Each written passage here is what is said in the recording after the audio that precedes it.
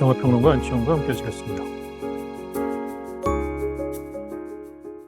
그 무엇보다 좋은 아버지가 되고 싶었어. 더 선을 대표하는 문구이다. 배급사가 앞세운 카피이고 아마 영화평이나 기사도 좋은 아버지 되기의 어려움에 초점을 맞추었기에 십상이다. 표면상으로는 틀린 이야기가 아니다. 그러나 만일 영화에서 그 얘기를 넘어선 무엇인가를 말하지 않았다면 연출과 각본을 맡은 플로리안 젤러 감독을 두고 기대주란 말을 할 수는 없으리라. 심파에 그치지는 않았다는 뜻이다. 좋은 아버지라는 심파. 줄거리가 평범하다. 성공한 변호사인 피터는 이혼하고 두 번째 가족을 만들었다. 아름다운 아내 베스, 둘 사이에서 갓 태어난 테오와 행복한 가정을 꾸려간다. 영화는 재혼한 피터의 행복을 잠깐 보여주고 질질 끌지 않고 곧바로 갈등으로 접어든다. 전처 케이트가 찾아와 둘 사이에 태어난 피터의 큰아들 니콜라스가 학교에 나가지 않는다는 소식을 전한다. 부자의 대화 이후 아버지와 살고 싶다는 니콜라스의 요청이 받아들여져 니콜라스는 어머니 케이트의 집을 떠나 피터의 집으로 옮겨간다. 피터는 어머니가 다른 두 아들과 함께 살며 두 번째 아내와 협력하여 좋은 아버지의 삶을 의욕점으로 밀고 간다. 성공에 전념하느라 가정을 소홀히 한 자신의 아버지 안소니 홉킨스와 다른 아버지가 되겠다는 피터의 포부는 그러나 자초한다. 니콜라스가 자살을 시도하면서이다.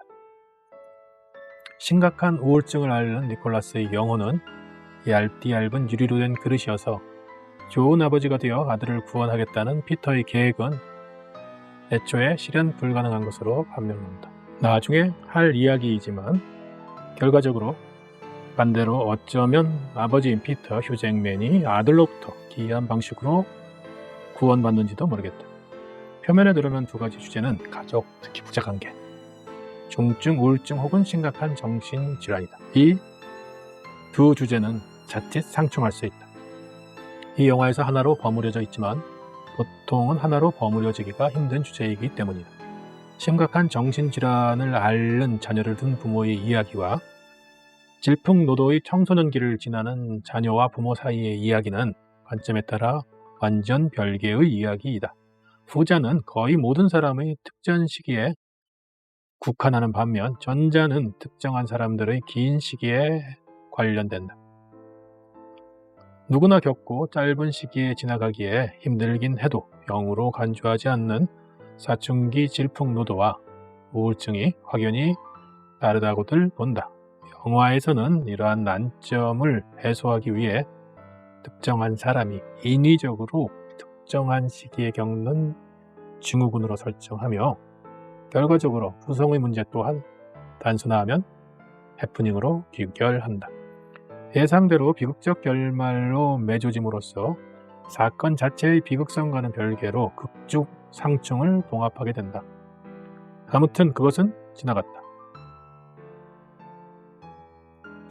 두 주제를 가지고 구성의 문제를 정색하고 다루었으면 전혀 쉽지 않은 전개가 됐을 것이다. 이 영화에서 다소 심파적인 분위기가 번지는 건 그러므로 피할 수 없다. 답이 정해져 있는 주제를 새로운 경로로 보여주는 것이 간단하지 않은 게 결국 영화 끝부분에 반전 장치를 두게 된다. 사실 이 반전은 반전이라기보다 일종의 지연이며 황당한 지연을 배치함으로써 스테레오타입의 느낌을 희석한다.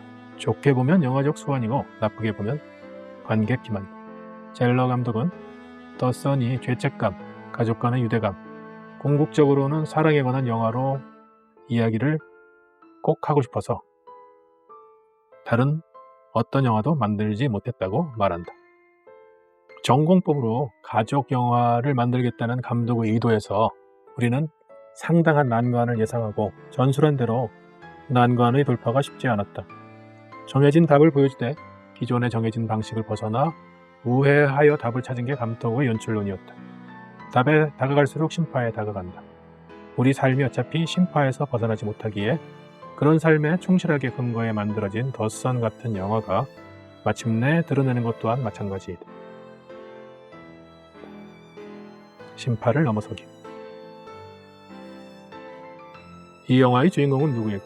제목을 따르면 아들 니콜라스이다. 하지만 니콜라스보다는 피터가 주인공이라고 여길 사람이 더 많지 싶다. 실제로 많은 이가 이 영화를 구성에 관한 영화로 간주하기에 피터 즉 아버지 주인공설이 더 설득력 있다. 그렇다면 제목이 잘못된 것인가? 감독이 구성한 3부작 가운데 더 파더에서 이미 이 제목을 사용해서 어쩔 수 없이 더 선으로 한 것인가? 꼭 그렇지는 않다. 더 파더에서 열연한 안소니 허킨스가 더 선에서 니콜라스의 할아버지, 곧 피터의 아버지로 잠깐 등장한 게 단서라면 단서다. 안소니 호킨스는 극 중에서도 안소니로 나온다. 감독은 이 영화가 결국 두 아들에 관한 이야기라고 말한다.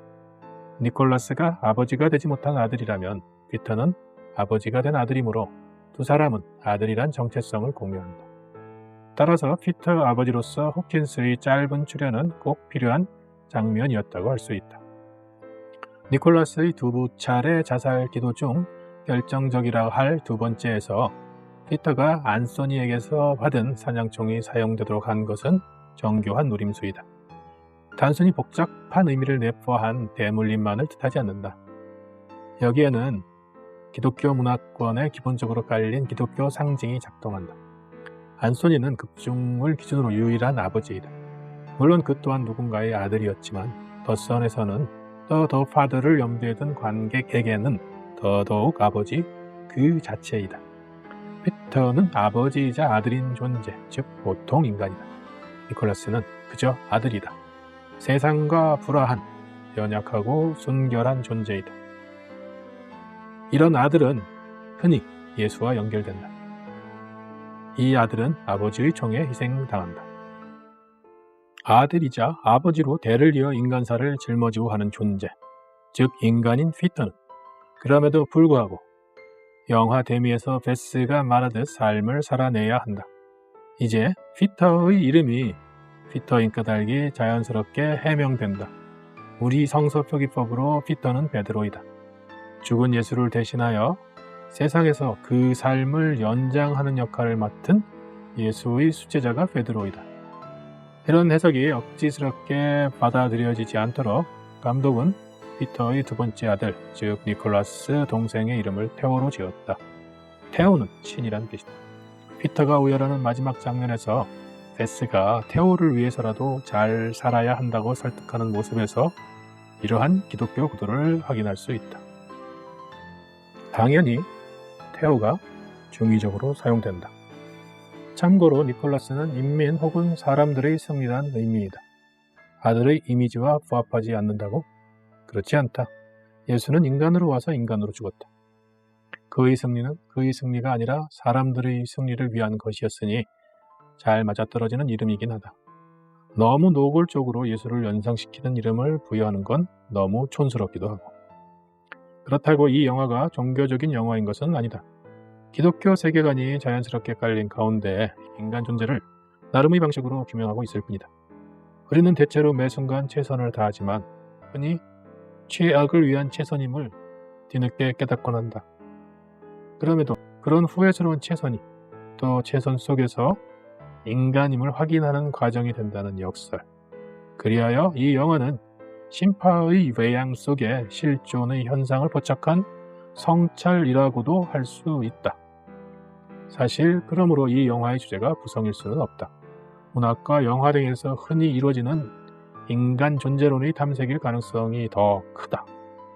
평범하고 심파적인 피상 아래에 독특한 방식의 보편적 인간 탐색이 내재했다고 할 수 있다. 아버지이자 아들인 피터라는 사람이 자신의 통제 범위를 벗어난 사건에 휘말려 그럼에도 더 나은 사람답게 살아가려는 모습을 그렸다. 이혼과 부자관계는 무대장치 정도 의미로 부차적이다. 영화에는 또 하나의 아들이 등장한다. 젤러 감독의 첫째 아들인 가브리엘이 극중 프랑스 출신 인턴 역할로 출연했다. 그 인물의 역할을 관람 후에 자료를 보고 알았다. 개인적으로 부적절한 캐스팅이라고 생각하지만 영화가 더 선이니 일종의 위트로 받아들여야 할까? 게다가 이름이 가브리엘이다.